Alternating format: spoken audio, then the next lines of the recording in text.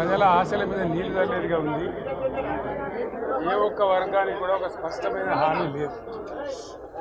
రాష్ట్ర రైతులను పొగుడుతున్నట్టుగానే పొగుడుతూ వెన్నుపోటు పొడిచింది ప్రభుత్వం. ఖచ్చితంగా స్పష్టంగా వాళ్ళ వైఖరి చెప్పినారు. గతంలో ఇచ్చిన మాదిరిగా కాకుండా రైతు బంధులో, రైతు భరోసా పేట పథకంలో అనేక ఆంక్షలు పెట్టబోతున్నట్టుగా ప్రత్యక్షంగా చెప్పి రైతులకు ఆల్రెడీ మోసం చేశారు. బడ్జెట్లో వాళ్ళ నైజాం కూడా స్పష్టంగా బయటపడింది. గత ప్రభుత్వం అన్ని రాష్ట్రంలోని అన్ని వర్గాల సంక్షేమాన్ని, వాళ్ళ ఆర్థికాభివృద్ధిని కాంక్షించి అనేక పథకాలు ప్రవేశపెట్టడం జరిగింది. ఒక్క పథకం మీద కూడా ఇప్పుడు స్పష్టత లేదు.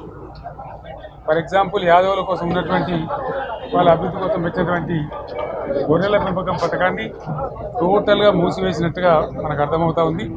ఇప్పటికే యాదవ సోదరులు చెల్లించిన డిపాజిట్ కూడా తిరిగి వాపసు తీసుకున్న ఈ ప్రభుత్వం ఎక్కడ కూడా లేదు. అత్యంత అడుగు వర్గాలు అని డబ్బా కొట్టినట్టు కొడుతూనే వాళ్ళ గొంతు కోసింది ప్రభుత్వం. దళిత వర్గాల కోసం గతంలో ప్రవేశపెట్టిన విప్లవాత్మకమైనటువంటి దళిత బంధు పథకాన్ని ప్రస్తావన కూడా లేదు. ఇది చాలా దురదృష్టకరం.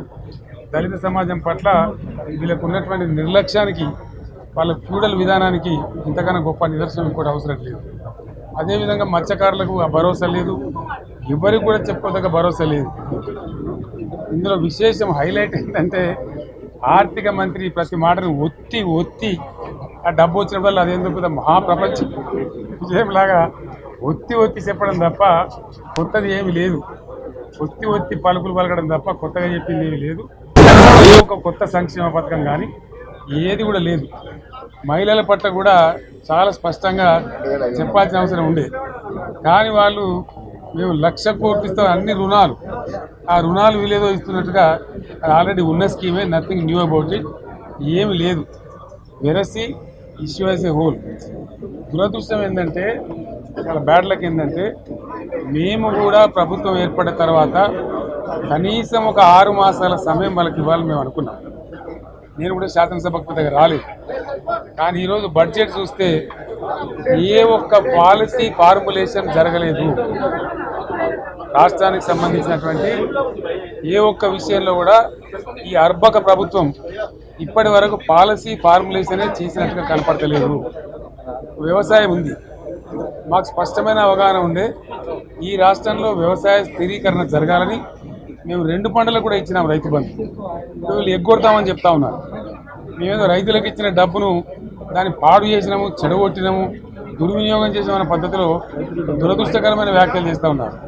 అంటే ఇది పూర్తిగా రైతు శత్రు ప్రభుత్వం అనేది తెలుస్తూ ఉంది. ధాన్యం కొనుగోలు చేయలేదు, విద్యుత్ సరఫరా చేయడం లేదు, నీళ్లు సరఫరా చేయడం లేదు, చాలా ఇబ్బందులు పెడతా ఉన్నారు. ఇంకా రైతు భరోసా, రైతు బంధు గురించి ఇంకా ప్రస్తావనే లేదు. ఎప్పుడేస్తారని మా ఎమ్మెల్యేలు అడిగితే కూడా కనీసం సమాధానం చెప్తలేరు. కాబట్టి రైతులను వంచింది ప్రభుత్వం, వృత్తి కార్మికులను వంచింది. ఒక్క పాలసీ, ఇండస్ట్రియల్ పాలసీ ఏమి లేదు. బట్టి గ్యాస్ ట్రాష్ పంచరంగ ఈస్మాన్ కలర్ లాగా చెప్పడం తప్ప, స్టోరీ టెల్లింగ్ లాగా ఉన్నది తప్ప బడ్జెట్ చెప్పినట్టు లేదు. రాష్ట్రంలో వ్యవసాయ పాలసీ ఏమిటి, పారిశ్రామిక పాలసీ ఏమిటి, ఐటీ పాలసీ ఏమిటి, ఇంకా ఇతర అనేక పాలసీ, పేద వర్గాలకు సంబంధించిన పాలసీ ఏమిటి అనే దాని మీద ఏ ఒక్క దాని మీద కూడా గ్యాస్ ట్రాషే తప్ప, చిల్లర మల్లర ప్లాట్ఫామ్ స్పీచ్ లాగా ఉంది తప్ప అది బడ్జెట్ ప్రసంగం లాగా లేదు. రాజకీయ సభలలో చెప్పినట్టుంది తప్ప ఏ ఒక్క పాలసీని కూడా నిర్దిష్టంగా ఈ పనిని మేము ఎట్లా సాధిస్తాం, మా గోల్స్ ఇవి, మా టార్గెట్స్ ఇవి అనే పద్ధతి కానీ పద్దు కానీ లేదు. ఇది పేదల బడ్జెట్ కాదు, రైతుల బడ్జెట్ కాదు, యువల బడ్జెట్. విశ్లేషణలో మీకు తెలుస్తుంది. భవిష్యత్తులో బ్రహ్మాండంగా మేము దీన్నంతా కూడా చీల్చి చెండాడబోతాం. Thank you.